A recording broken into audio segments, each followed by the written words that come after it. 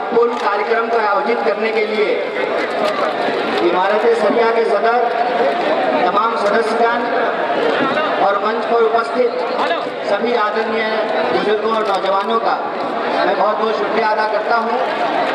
और मुझे मालूम है कि आप बहुत देर से बिहार के अलग अलग कोनों से, झारखंड, उड़ीसा और बंगाल के अलग अलग कोनों से यहाँ आए हैं, तो मैं आपका ज़्यादा वक्त नहीं लूँगा।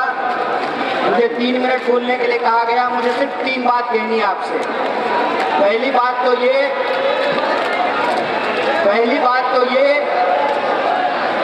कि काली टोपी पहनने वाली आरएसएस की फौज ने यह जो काला कानून लाया है, भारतीय राष्ट्रीय कांग्रेस की तरफ से हम इसकी मुखालफत करते हैं, हम इसका पुरजोर। और दूसरी बात कि हमारा यहाँ आना ये कोई सियासी कदम नहीं है। हम सिर्फ और सिर्फ उस वादे को निभाने के लिए यहाँ आए हैं जो वादा इस देश में गांधी ने मौलाना अबुल कलाम आजाद को किया था। हम उस वादे को निभाने के लिए आए हैं और वो वादा ये है कि गांधी कहते हैं, रघुपति राघव राजा राम, पतित पावन सीताराम, ईश्वर अल्लाह तेरो नाम, सबको सम्मति दे भगवान, हम सबकी सम्मति दे। और हम आपसे माफी मांगते हैं कि इस देश में सेक्युलरिज्म को बचा के रखने की जिम्मेवारी हमारे कंधों पर थी।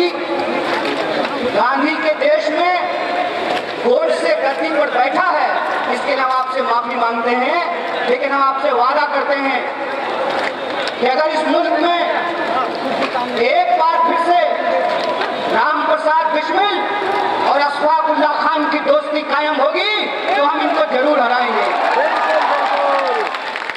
और इसी अजीमाबाद की धरती पर बिस्मिल अजीमाबादी ने कहा था, सरफरोशी की तमन्ना अब हमारे दिल में है, देखना है चोर कितना बाज में कातिल में है। चाहे इसकी जो भी कीमत चुकानी पड़े, खुले मंच से पूरे देश की आवाम को कांग्रेस पार्टी की तरफ से मोहब्बत का ये पैगाम है कि सियासत में जितनी भी शिकस्त मिले मंजूर है, लेकिन सत्य के साथ समझौता नहीं करेंगे, इस देश के संविधान के साथ समझौता नहीं करेंगे। और तीसरी और आखिरी बात, ये कभी मत सोचना कि कोई लड़ाई एक कौम की लड़ाई है। ये कभी मत सोचना कि इंसाफ की लड़ाई एक धर्म को मानने वालों की लड़ाई है।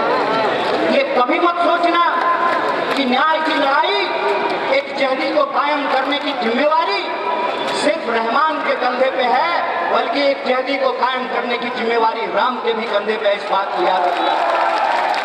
इसीलिए वक्त के खिलाफ यह जो साजिश रची गई है, उस संबंध में आप एक बात जान लीजिए, आज तुम्हारी बारी है, कल बारी हमारी है।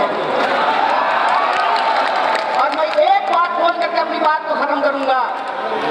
मैं आपको याद दिलाना चाहता हूं, जब 370 हटाया जा रहा था तब हमारे व्हाट्सएप पे मैसेज आता था, शाबाश मोदी जी, सामने देखो। अब तो हम डल लेक के सामने जमीन खरीदेंगे।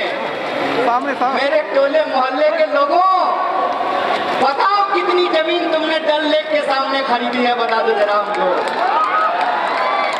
जब CNRC आया तब फिर हमारे व्हाट्सएप ग्रुप पर मैसेज आया कि जो घुसपैठिए हैं उनको भगा करके उनका मकान और दुकान हमको दे दिया जाएगा। बता दो कितना मकान और दुकान तुमको मिला है। ये साजिश है, साजिश समझ लेना। ये वही साजिश है जो ये अंग्रेजों से सीखा है इन्होंने। भाई भाई को लड़ाओ और देश की संपत्ति अपने खाते में पहुंचाओ। ये साजिश आप जान लेना कि वक्त की जमीन कब्जा करके किसी हिंदू और मुसलमान को नहीं मिलेगा।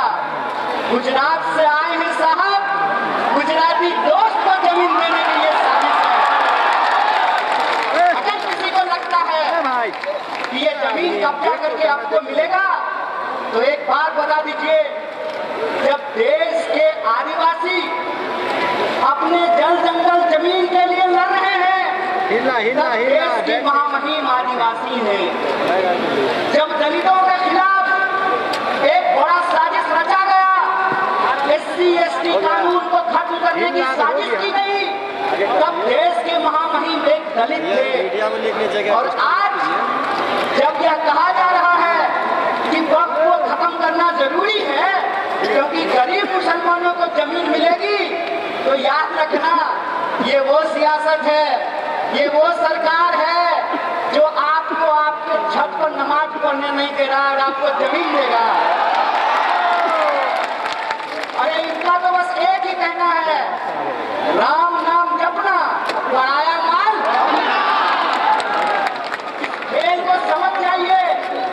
इसीलिए यहाँ जो लोग खड़े हैं, मैं उनको बताने समझाने के लिए नहीं आया हूँ।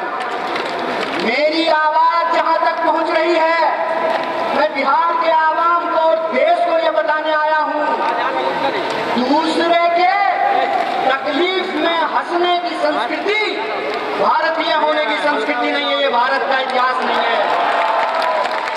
भारत की संस्कृति ये है कि हम अपने धर्म की इज्जत करते हैं और दूसरे के धर्म का भी सम्मान करते हैं। ये भारतीय होने का मतलब होता है।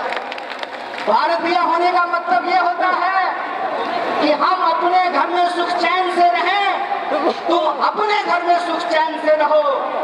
जो दूसरे के इबादत खानों पर, दूसरे की जगहों पर झंडा गाड़ते हैं, उनके पास ईमान नहीं बेईमानी है, इस बात को याद रखिएगा। इसीलिए जब आज RSS कह रही है कि संविधान से, प्रस्तावना से समाजवाद और धर्मनिरपेक्षता निकाली जाएगी, इसका मतलब यह है कि आज एक शब्द निकाला जा रहा है, कल को पूरी किताब बदली जाएगी। इसीलिए देश के नागरिकों, चाहे आप हिंदू हो या मुसलमान, चाहे आप दलित हो या ब्राह्मण, चाहे आप अगरा हो या पिछड़ा, चाहे आप टोपी लगाने वाले हो या तिलक लगाने वाले हो, याद रखना, ये ऊंच नीच को मानने वाले लोग हैं, इनको आपने गद्दी पर बिठाया है, ये आपसे आपका समानता का अधिकार छीनेंगे, आदिवासियों से जल जंगल जमीन का अधिकार छीनेंगे, पिछड़ों से भागीदारी का अधिकार छीनेंगे और मुसलमानों को इस देश में नागरिक होने का अधिकार छीनेंगे। इसी ये लड़ाई एक कौम की लड़ाई नहीं है, पूरे हिंदुस्तान को बचाने की लड़ाई है और इस लड़ाई में हम सब एकजुट हैं। बोलिए, एक है कि नहीं है?